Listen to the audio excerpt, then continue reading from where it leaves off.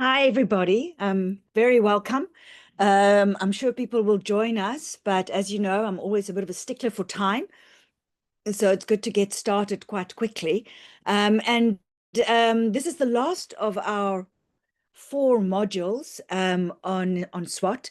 Um, and we now actually we're going to start pulling together a lot of these strands as we sort of reach the end point of our trainings. And we're going to talk a lot about trust this afternoon, but really specifically about the difference between an entrustment decision and making a decision around competence. Let me put my video on and see. A disembodied voice for 3 hours might be a bit much. So we're going to delve a little bit into some of those sort of heavy duty assessment concepts when we talk about things like validity and reliability and all of those kinds of things, because in the end, we want to make a decision that we can actually trust. There we go. So at the moment, if we think in terms of where we are, we actually have a dual responsibility to make sure that at the end, our registrars are specialist level when they qualify. So the one responsibility is that of the university, and any time from 36 months of rotation, the HOD has to sign off that this registrar is, from everything that they've observed within the clinical workspace, is consultant level. So that will obviously depends on the discipline, whether it's surgical or medical. But for example, in family medicine now, we've got a 4-year program. My registrars at the end of their 3rd year. And we are now in the process of, they would need to be signed off to be able to go and write their college exams. So each of the universities have very much their own programs and their own systems. And then the college exams will now be very much discipline dependent, but there's the same college exam that you will write across all the universities. And the college exams is very much a pass fail. So every single exam will have its own particular assessment criteria. We'll talk a bit about what all that means, but you either pass or fail your OSCE or your oral exam or whatever it is.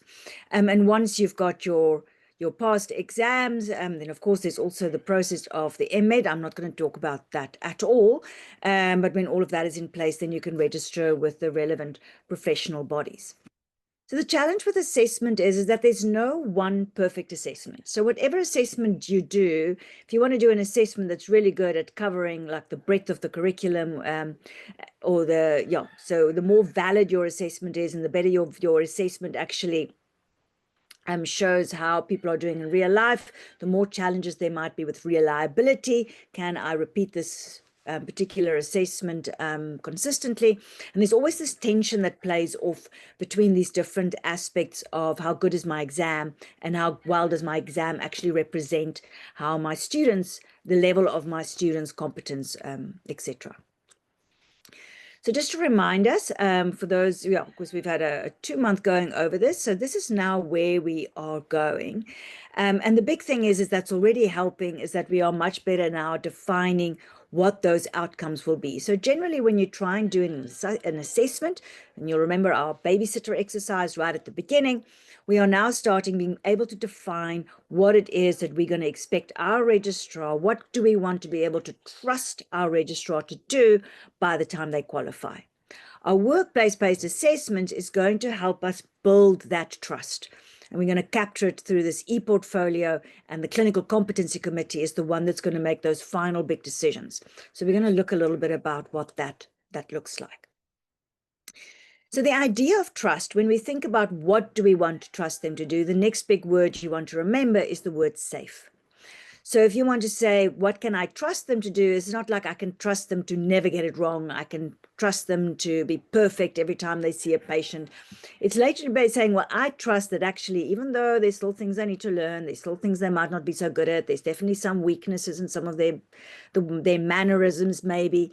But I overall believe that actually for these kinds of patients, I think they are safe. And we need to come back to that because there's a risk that if we start putting that bar too high and expecting, no, they need to know everything before I'm going to sign them off, we're going to run into trouble. And what we are trusting our registrars with is not a general vague feeling of trust. It's a trust with actual activities of what they are expected to be able to do in the clinical workplace. So this is our new revised sort of trust table. We have slightly adjusted it for the South African session. I'm going to go through these slowly just to remind us what they actually all mean. So one of the problems with these numbers, and I've seen this a lot, especially when you send entrustment decisions to people who are potentially not got much to do with WBA, is this is not the same as a Likert scale. So one of the challenges is we sometimes see that comes back, and you can see somebody has scored it according to how good they think they did. Is this like a 60%, or is this like an 80%, or can I score them 100%? And sort of having that Likert scale in the back of their minds. And that's why actually in the WBA forms we've been looking at taking out the numbers completely, because it sort of anchors people in that typical 1 to 5 scale. But actually what this describes is levels of how much trust you are willing to give this particular person. So level 1 is they should observe only, they should not be touching the patient. Level 2 is that the clinical supervisor is in the room with them. So and is providing direct or active supervision of whatever is happening. Level 3, I mentioned in the WBA session, we now have these 2 different differentiations depending on whether it's more clinical, OPD kind of things you're talking about, or whether you're talking about surgical procedures. So our level 3 on-site, that's quite often for surgical procedures, means I'm happy for them to be in theater, I'm happy for them to do that particular bit of surgery, but I need to be in the same corridor, or at least on the same floor. And if something happens, I need to be able to be available physically to actually assist them with what is happening.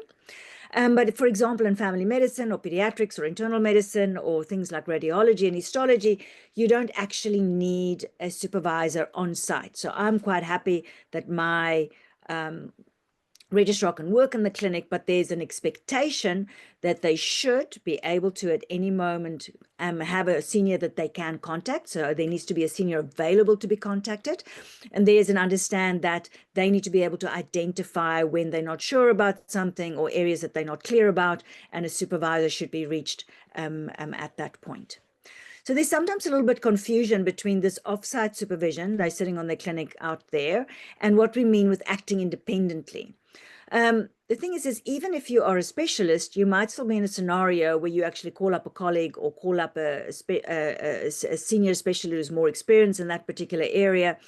So we actually don't quite get to a point where we completely act independently without sometimes asking advice. And level 4 sort of recognizes that, but level 4 is actually the level where a new consultant will function. So we expect a new consultant should be able to manage that clinic even when I'm on holiday. So there isn't a supervisor that they can immediately call, but of course they will still consult an expert if need be on something that they might not, that might be above their ability. And then level 5 are your, in each of our fields, you have your experts that have sort of reached the pinnacle in that particular field. They might have done their PhD in that particular area. It might be a particular area of interest that they've spent a lot of time and energy on, and they actually providing training and expertise for junior people below them. So these are the 5 levels, and we're gonna play a little bit around with helping to understand how that's different from competence. So when we look at the threshold between registrar and consultant, this is where the threshold is set. And this is from Ole ten Kate's slide. So this is the international way and how they're describing these different levels. And I think that distant oversight, therefore, is different than reactive supervision. And I'm hoping that's become a bit clear. I think that's where most people get a little bit puzzled. And basically the question you need to ask yourself, is it still a registrar that needs a clinical supervisor, or is this person actually functioning at the level of like a junior consultant, which will put them at a level 4? So actually when you are doing WBA over the years, most of our registrars for most activities are going to get to level 3 pretty quickly. So within the first few months, you want them to be able to run your theaters, you want them to be able to do on calls, you want them to be able to work in an OPD without you having to sit in the room with them. And then the core thing is how do we get them to the point where we can trust them to be able to do these activities unsupervised like consultants. So one of the things we've also mentioned, and I want to go through these a little bit of detail, is that when we are watching activities, what makes trust quite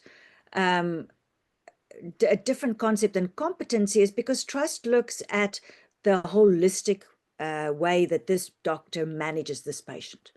So when we are observing a registrar with a patient, whether it's in emergency medicine or in theatre or in OPD, while you're looking at that doctor, you're going to watch, okay, how much knowledge do they have on the topic? You're going to notice, obviously, how well their clinical reasoning is at puzzling out what's happening, but you're also going to notice in how they're communicating what is happening to that particular patient, how they're managing the family, the kinds of aspects outside of the scenario that they might be considering. And so when we're actually making a trust decision, when we're observing somebody, we're actually taking in a whole lot of different information. And one of the debates has always been, well, what do we trying to capture when we're talking about these attitudes and behaviors? So I think most of us are quite clear in how to judge knowledge. Okay, I can see how much they know about HIV, for example. We're quite clear also in terms of skill. So when I watch them doing in lumbar puncture, these are the kinds of things I need to make sure is in place. But when we talk about attitudes and behaviors, that's always a vaguer area. And you will remember I've talked about A-Rich before, and let's just look at what A-Rich looks like. What makes A-Rich quite nice is it actually gives you language to be able to describe these so-called attitudes and behaviors. And we in South Africa, especially using the Ubuntu perspective, we've added another 3 qualities to that, which I'll go through on the next slide. This is actually straight from Olet and Carte's book on EPAs, and the way they've ended up, I did this through interviewing lots of supervisors and clinical trainers in terms of what are they looking for to be able to trust a registrar going into the future. And these are the definitions, therefore, that they've come up with. So one of the ways that we would assess this is by sending a multi-source feedback form. And yeah, don't worry, I am busy developing one that I can send out to people that they can create their own MSFs with. We are in process of that. But in that MSF form, we actually have these definitions written down. So for example, when we talk about agency, we talk about the proactive attitude towards work, team, safety, and personal development. That includes awareness of and acting upon the need for action, even when outside of the strict definition of one's responsibilities and practice of adaptive expertise. Agency can manifest within the context of one or more of the other 4 factors. So obviously these do all interact, but we want our registrars to really be leaders within their field. So reliability is being consistent, predictable, and conscientious behavior driven by a sense of accountability and responsibility. And quite often when we talk about a registrar on difficulty, reliability is usually one of the first signs that you notice. They're late for work or going early or just not available when needed. Integrity is truthfulness, benevolence, and patient-centeredness, where expertise is employed to benefit patients and decisions are motivated by concern for and made in the best interest of the patient. Capability now speaks particularly more to the clinical competence, so the ability to perform a specific task on a variety of contexts and within an appropriate time frame, requiring a reasonable understanding and overall view of the clinical situation, and ability to communicate and work effectively with others within the system. This is also lovely because it's not just about how much do they know and understand the topic, but can they also do this effectively? Are they able to time manage, for example? And then humility, very, very important. So the discernment of one's limitations, the willingness and ability to ask for help and feedback, the receptivity to insights of patients and co-workers, the ability to learn and develop from mistakes, feedback, and the expertise of others. And actually, sometimes we almost have a better feeling for these than we actually have about the clinical competencies, because this is what you notice when you're working with other people. So you know with your registrar in terms of how well they are engaging with your clinics, how well they are engaging when you're trying to put together the on-call roster, how well they are engaging in your academic meetings. You can already see some of these qualities shining through.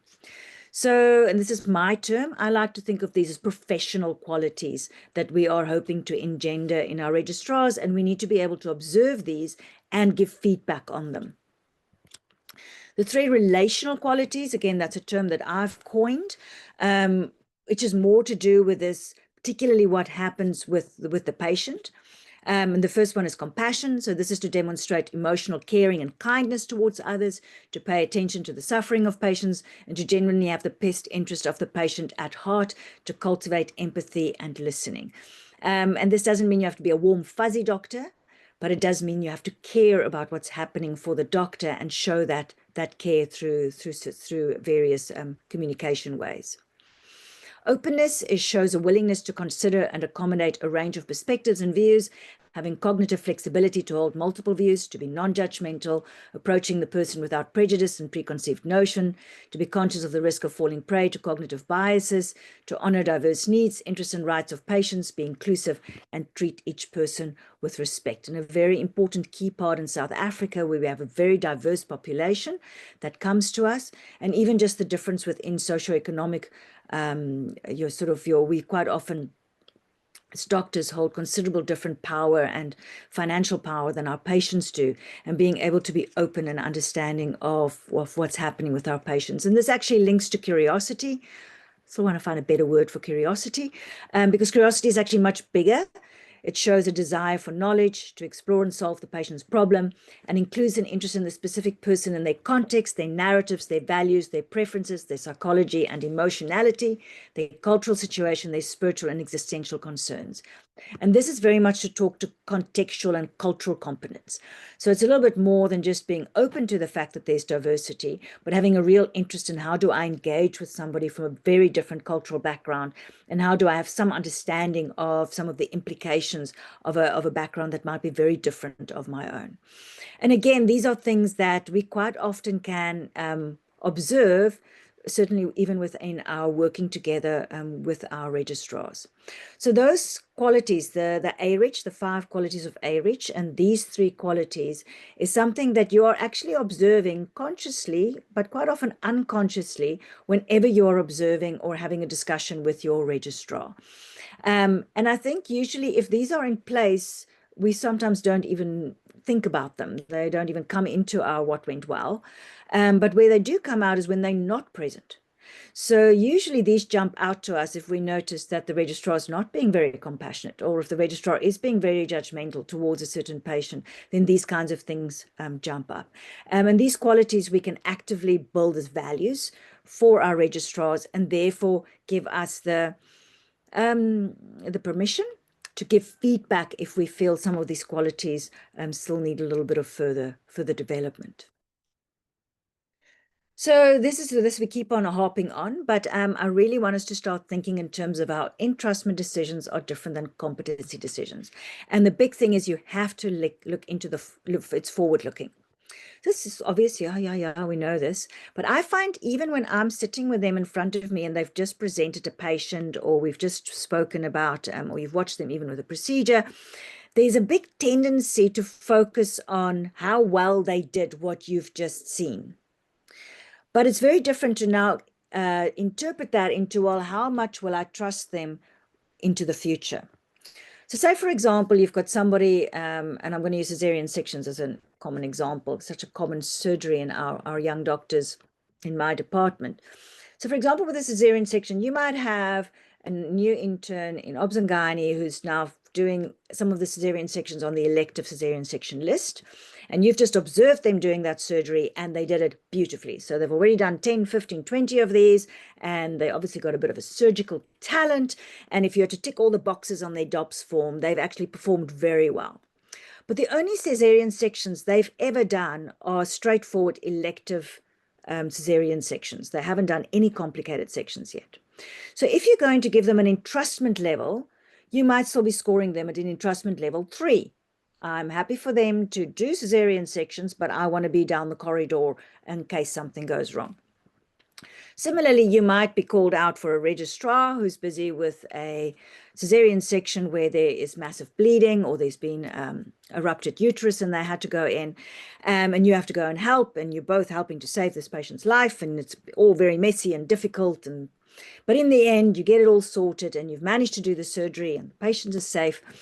And actually, if you had to score the competency, there were still things, the registrar battled with that particular operation because it was so difficult. But actually, you're quite impressed with how well they were able to put into place everything that was needed. And that would have been a difficult surgery even for you to do, which is why you were assisting.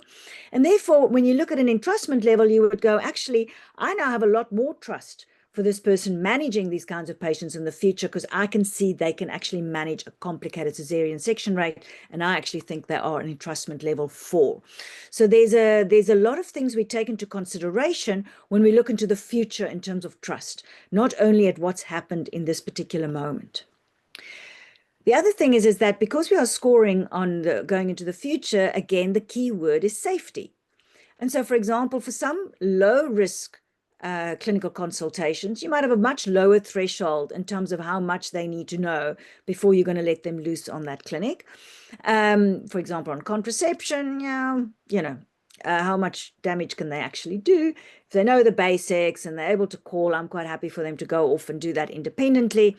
But for other very high-stake kinds of clinical decisions, you might have a much lower level of trust depending on what they know. The other thing that's interesting with trust is we can use our implicit trust for one thing. We can extend our trust to other skills.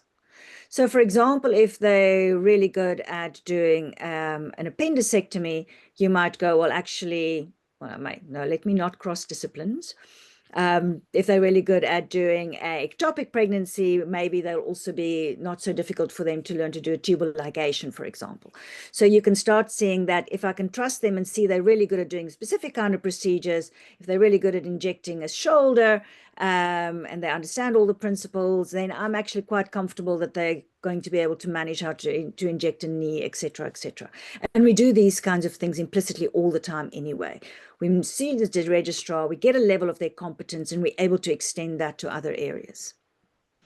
And what we want to be able to see with them when we give somebody an entrustable decision is to be very clear about, okay, great, I can trust you to do cesarean sections on our elective list independently with me down the corridor, but I can't yet trust you to do them on call when I'm not actually in the building.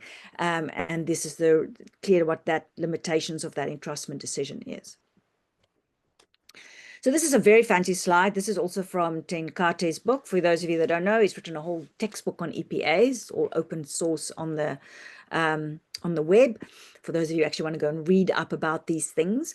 But I just want to show these two lovely little triangles here that shows actually also within the trust, competence actually has got nothing to do with the relationship between you and the supervisor. Competence, literally, you can have some strange external assessor coming in and giving you a, marking your particular OSCE station or whatever. But when we're talking about entrustment decisions, it very much has to do with an actual trusting relationship between the supervisor and the trainee. And there's a certain vulnerability in saying to the supervisor, okay, this is what I can do. What can you trust me with in the future? And therefore, there's a need from a trainee needs to be able to accept the level of trust that is given by the supervisor. And the supervisor must also have an intention to entrust. I want to get to a point to be able to entrust this registrar with certain activities. And within that relationship, we need to be able to make this trusting relationships happen. And in a way, that is a working agreement that's happening between you and the registrar. This is not new. This is what we do. When we run through our 4 years, we are continuously trusting our registrars to run our services for us. And in that process, they are trusting that we will give them the training that they need and the feedback that they need, that they can walk out the other side as a consultant and have full trainee autonomy. So this is where we want to get to. And therefore, what makes this so different, and that's why we've been having so much discussions around the clinical learning environment and the supervisor relationship, is that the relationship is key. It's very different than assessment in the past, where your HOD might be somebody that you hardly even see on the shop floor and is just coming to sign off your book at the end. So just a couple of terms. So this gets confusing around, is WBA formative versus summative? I'm just going to remind us what the two terms mean. We're getting a bit technical from an assessment point of view. So formative assessments are always low stakes assessments. They're planned assessments. They're assessments for learning. And when we try, and one of the ways human beings learn is by when they do something wrong. So I try and do something, oh, no, that wasn't quite right, and therefore I adjust my understanding, and then I do it again and do it better next time. And that is why feedback is always part of a formative assessment. and I know even in my program, we have these things we call formative assessments, which is sort of like the end of the block assessments. But if you're not actually giving feedback to your students about what that formative assessment was, then actually that's not a formative assessment. So a formative assessment is always accompanied by some sort of feedback. That's why it's called formative. Summative is then your high stake exams. That's your pass fail decisions. That has to be valid and reliable and fair, because we're now making decisions on about how competent or how entrustable somebody are. And that's typically your OSCEs and your papers and things like that. So continuous has to do with this assessment over time within the normal workplace. And so therefore WBA is quite often called continuous assessment. We like to think of it as formative, but it gets confusing because each of these little formative assessment decisions is counting towards the summative assessment at the end, when they're now going to get their final entrustment of their whole EPA. And this causes some confusion and discussion when we're talking about WBA as a formative way of assessment. There's actually been debates about should we have used the word WBA. Unfortunately, I think it's stuck, and that we should have rather called them workplace observations, to try and get out of this paradigm that each of these things are an assessment. The most important part of the WBA is the feedback component, not the assessment component. So when we're making these entrustment decisions, and you're going to decide to trust this learner to provide the care to this patient, it's actually extraordinary how many things feed into that ad hoc entrustment decision. And that's what makes it so different from competence. So competence, you literally have your tick list, whether it's your answer sheet for your paper, if you're doing a knowledge assessment, or in your OSCE, you might have your particular station that you are marking, or you might have a mini X or DOPS that you're doing. So you're literally just looking at that and nothing else plays into it. As a matter of fact, we quite often try to make sure that nothing else plays into that competency decision. But when we make an entrustment decision, there's a lot of things that's going to affect what we think that safety level is going to be. Factors that has to do with the learner, in terms of who they are and what their need is and where they are within their registrar training. There's factors from supervisors, so how easily do supervisors trust, but also how much experience they have in supervising and their experience with disasters in the past. If you've just had a particularly bad adverse event, you might be less likely to trust easily. The task at hand makes a difference. So you're easy, so if you've got a lumbar puncture, and I've had, for example, a registrar that's done internal medicine for 2 years before he came to family medicine. He does lumbar punctures better than I do. So for him, that might be quite an easy task. The actual relationship between the two of you is going to have a difference on how well you're going to trust that person in the future. And then actually the context of when you're doing this WBA and making a decision, all kinds of things actually plays into this. And most of this is subconscious. So you will literally make a split-second decision in the moment of going, yep, I think we can trust you, or actually, no, I think this still needs to happen. And I don't think this is a bad thing. I think that this makes a much more complex, intelligent decision about the future than our little tick box OSCE sheets. What's important is that this can only happen if you as an expert actually have expertise. So you can't do this kind of a decision, cannot be made by anybody except a consultant who's an expert in that particular field or area. Or if you are using a medical officer that's got obviously expertise in that particular area that they are assessing.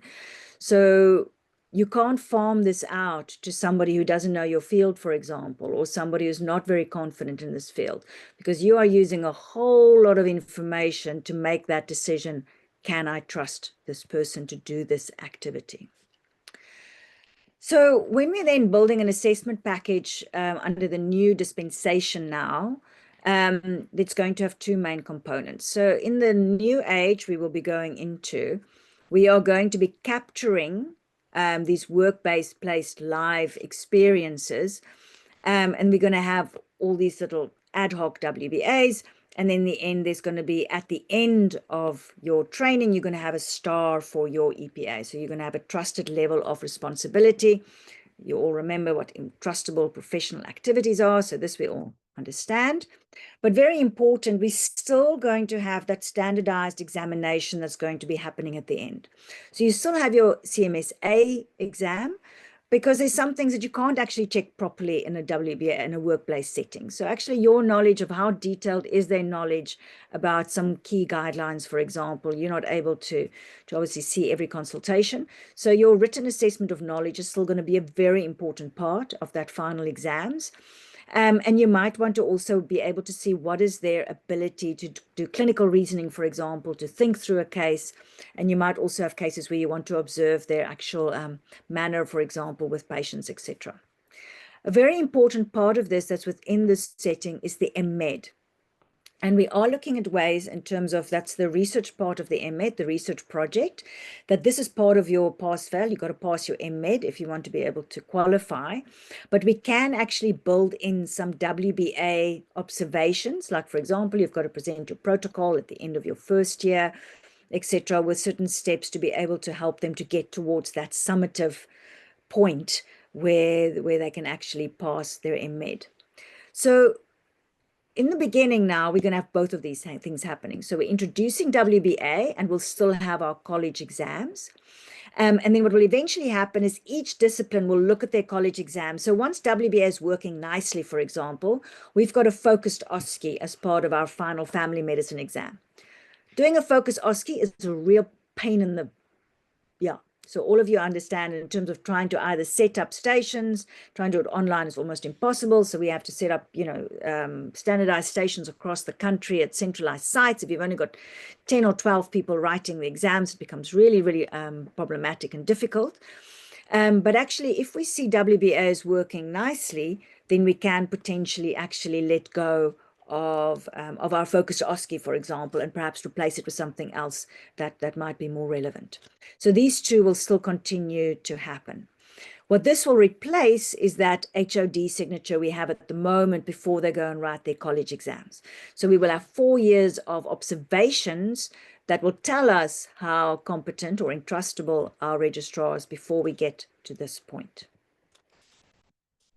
So just to remind us about all the kinds of scenarios of making ad hoc entrustment decisions. So we're going to look at the two types. We're going to look at ad hoc decisions. So that's the decision you make in a WBA setting. And then we'll look at the clinical competency committee, who makes decisions on a whole EPA. And as we've mentioned, there's lots of different opportunities for doing an entrustment decision. You can either directly observe them, you can watch them do a procedure, or watch them in a consultation, or watch them present a patient. Or you can have those lovely things called entrustment-based case discussions. We spoke about this last time. I've been doing loads of them at the moment. Registrar comes and presents the case, and then I probe the registrar to start understanding how well do they know the topic. And then on that particular topic, I can make a decision on how safe I think they are to manage patients like that in the future.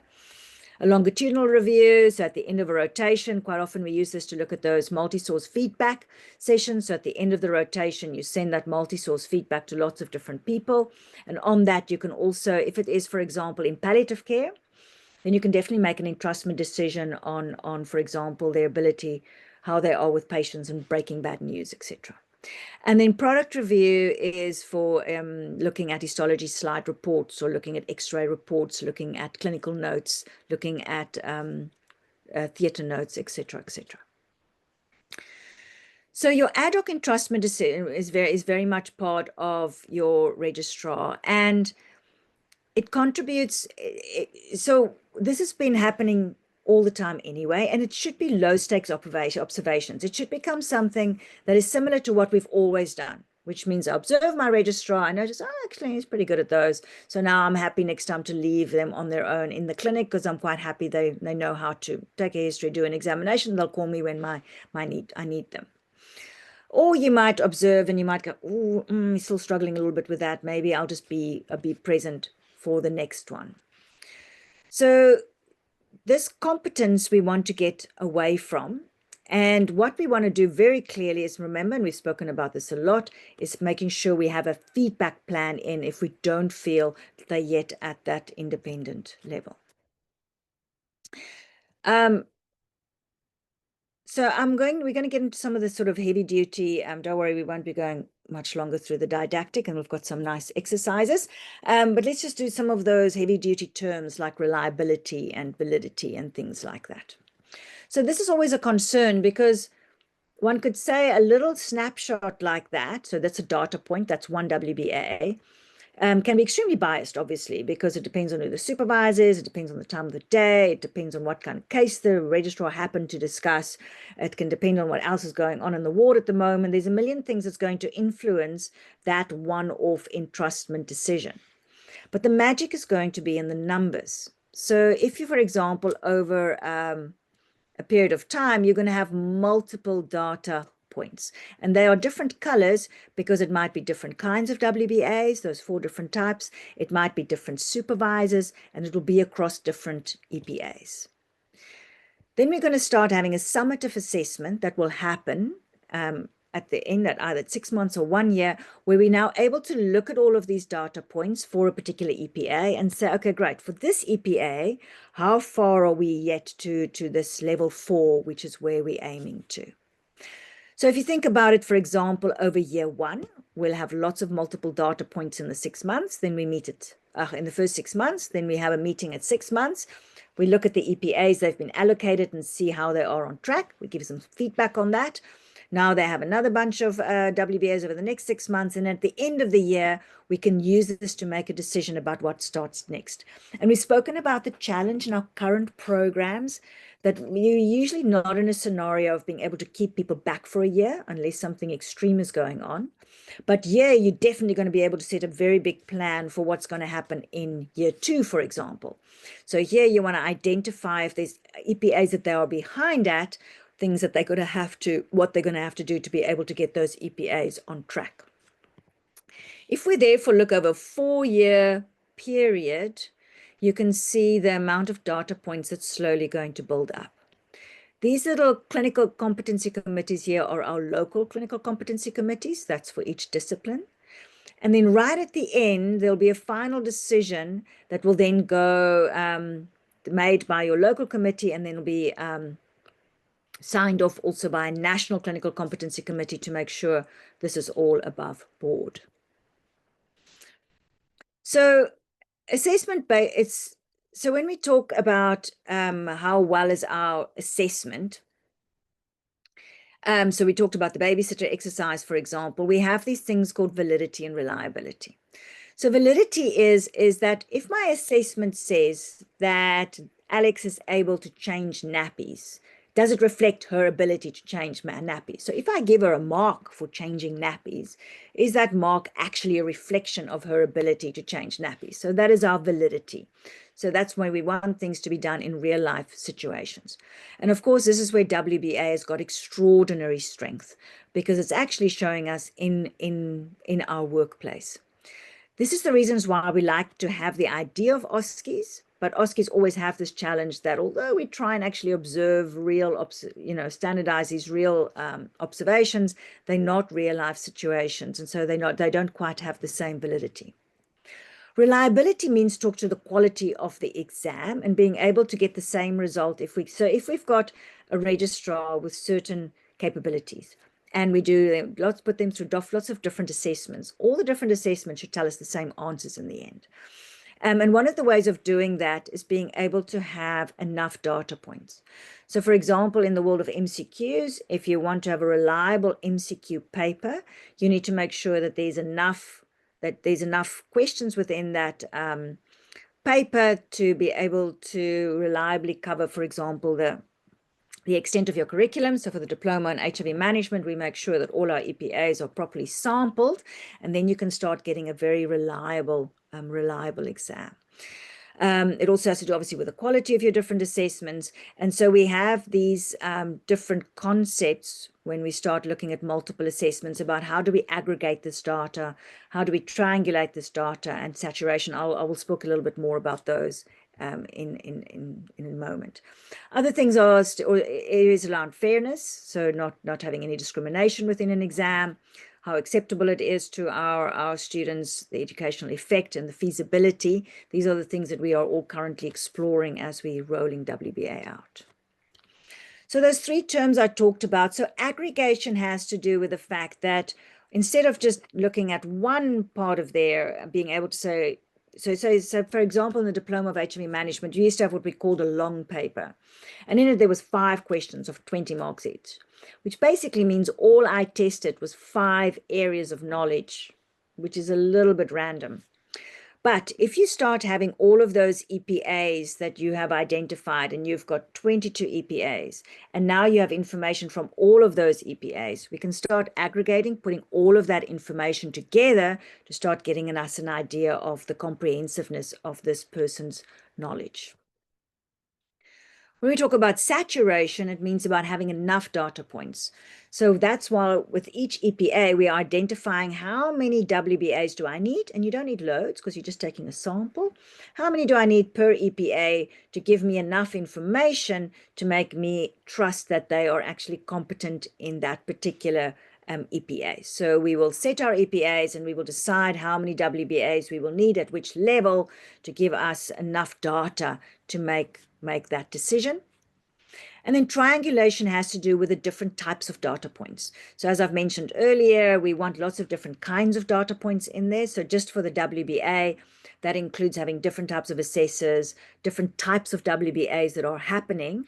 But also we're still going to have written assignments, periodic assignments, logbooks that they have to fill in. And all of this also aggregates to start giving you a picture of how this particular registrar is doing. So these are some of the fancy, when the guys who do all the stats in terms of examples. But I want you to notice specifically our OSCEs at the top line here, which has been sort of one of our gold standards for looking at clinical abilities. And our WBA actually massively outperforms our OSCEs, both in terms of reliability and validity, because we've got so many data points. Remember, with OSCE, you only have the 10 or 20 points that you've chosen on the day for that exam. Here, we've got hundreds and hundreds of observations. Validity, it's right in the workplace where it's all happening. Feasibility and acceptability, we'll still have to figure out how we integrate it, but actually it's a little bit easier sometimes than putting these OSCEs together. And there's certainly a lot of evidence for the extraordinary educational impact it has. And this I have seen.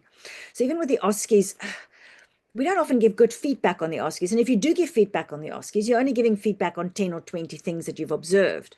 Where with the work observations, now having an opportunity, and we have been structurally every week, I'm meeting with registrars and giving them feedback on stuff, having this continuous opportunity to actually teach them on aspects from the workplace is very, very powerful. Great. So for our first exercise, we're going to try and a little bit push our paradigm from this competence idea to entrustment. And to do that, I just want to talk quickly about how we judge competence. Because even within competence, we have not quite moved on as much as we were supposed to. So, for example, when we're talking about assessment, and we're just talking about competence, we would say, well, what is the criteria to decide that this person is competent in terms of what I've just observed? So what we're not supposed to do, and you will not